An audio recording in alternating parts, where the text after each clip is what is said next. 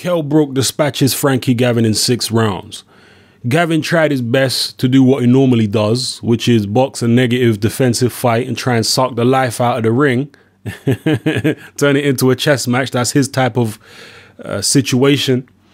But Kell Brook was simply too big, too strong, too accurate. Don't get it twisted. Gavin did make Brook miss in the first couple rounds. And in fact, the first 2 rounds were pretty damn close, actually. You definitely could have given Frankie Gavin at least one of those rounds.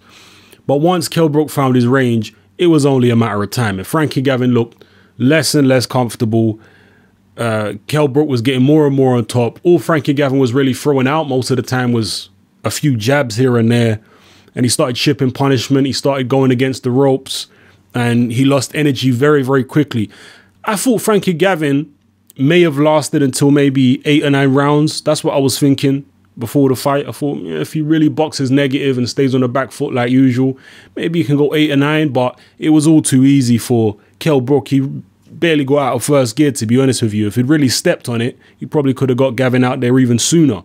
But he was just going through the motions, taking his time. He didn't want to get caught with any silly shots. It's not like Gavin was carrying any type of power that Brook had to worry about. But I guess Brook didn't want to look clumsy or anything like that and have Gavin tagging him.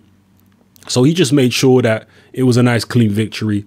He just basically walked through him. Even though it was 6 rounds and not 2 rounds, he basically did just walk through him, walked him down, outstrengthed him, accurate shots, took him out. So it is what it is.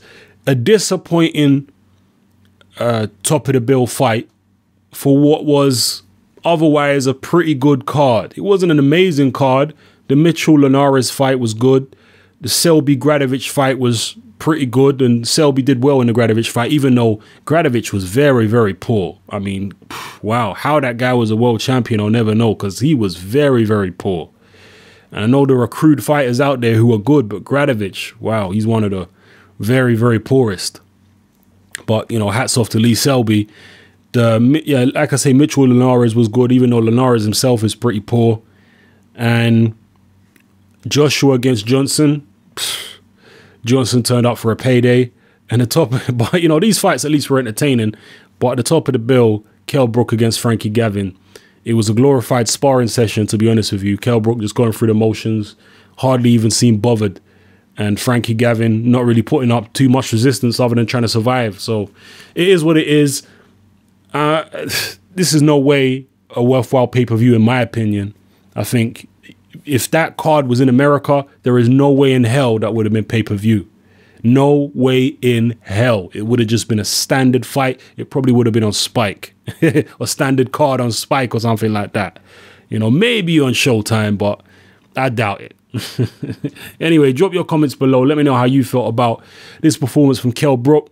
Apparently, he's all lined up to fight Brandon Rios next. How do you see that fight going? I actually think Brandon Rios can make life difficult for Kell Brook. I would favor Brook to win the fight, but I think Brandon Rios can make it difficult for him with his toughness and his strength and his relentless pressure.